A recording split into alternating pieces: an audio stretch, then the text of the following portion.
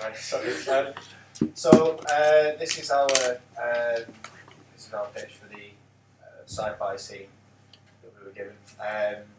It's called, we call it Pax9, which is the name of a virus. It's kind of put as like futuristic, apocalyptic sort of setting about a virus that came down from a meteor, struck London, and released these spores, which is similar to the virus seen 28 weeks later. Apart from it's more kind of like a 28 weeks later crazy mashup sort of thing.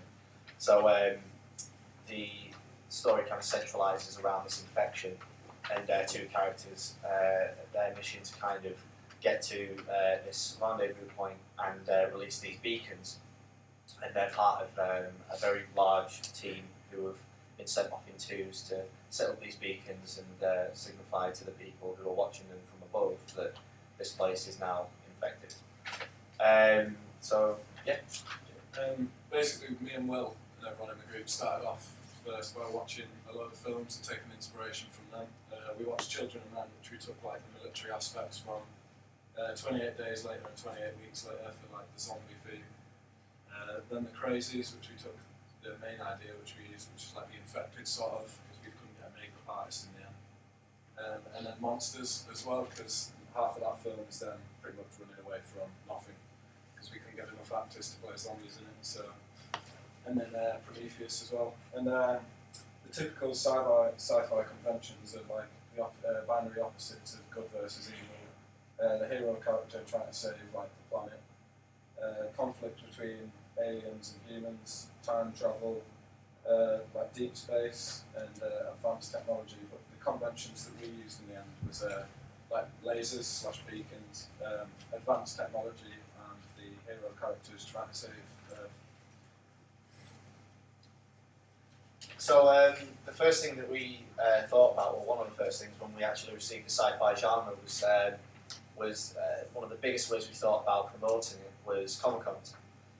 Comic-Cons are essentially, like you see evidence in the picture, it's basically where people go to kind of get tastings of new films, maybe new games. It could be sci-fi conventions, horror conventions, there's all kinds of things. And hundreds of thousands of people actually go there, and there's big sort of YouTubers who go there, there's big Twitter names, there's lots of famous people, and they will, when people see this, they'll pass it down, obviously, via public media, which is the next thing we're going to talk about, which is we're obviously going to send a film out on all the public media sites, which Facebook, Twitter, YouTube, all the ones that are sort of more used by society today.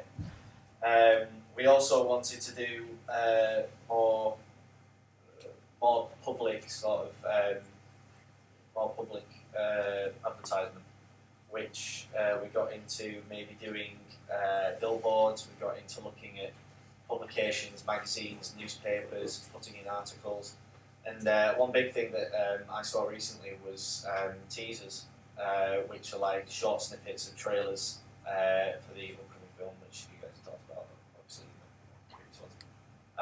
One for Godzilla, which is kind of really sort of made me really interested in going to see it, because it is that sort of fast-paced and snappy, and you don't really know what's going on, but you do know that there's this ever-looming threat of Godzilla. And, it works really well to kind of stick it in your mind, and obviously having a name like Godzilla is obviously a big part, because it's a big name.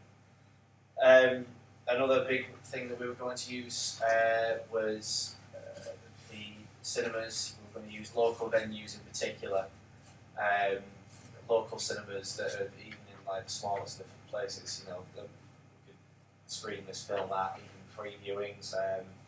The thing that sprang to mind was once I remember they were holding like a film screening in Grisdale Forest, where people came, there was a big projector screen, and people pulled up in the cars and that sort of thing, and just watched it for free. And even just showing like a 10 to 15 minute sort of film scene is, it's worth doing.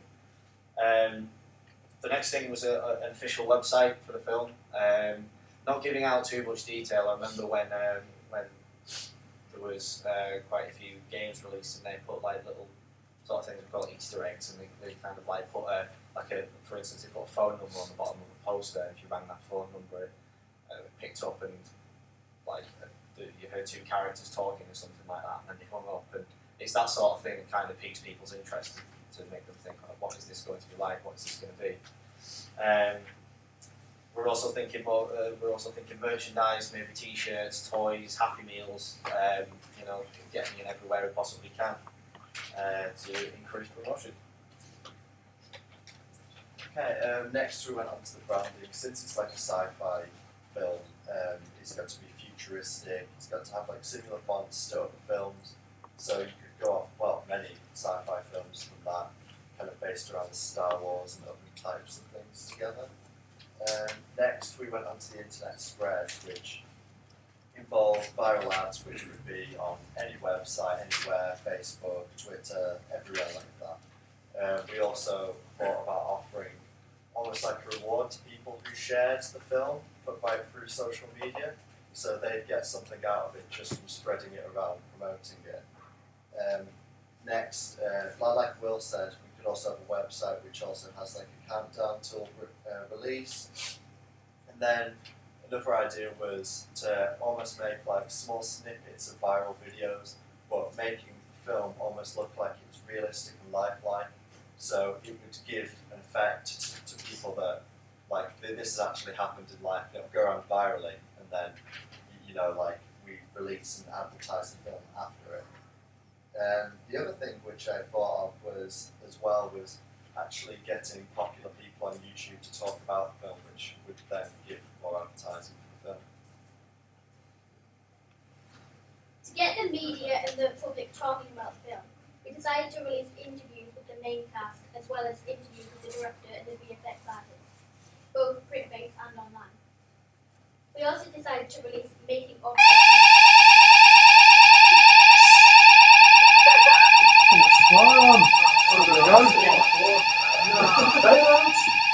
Perfect.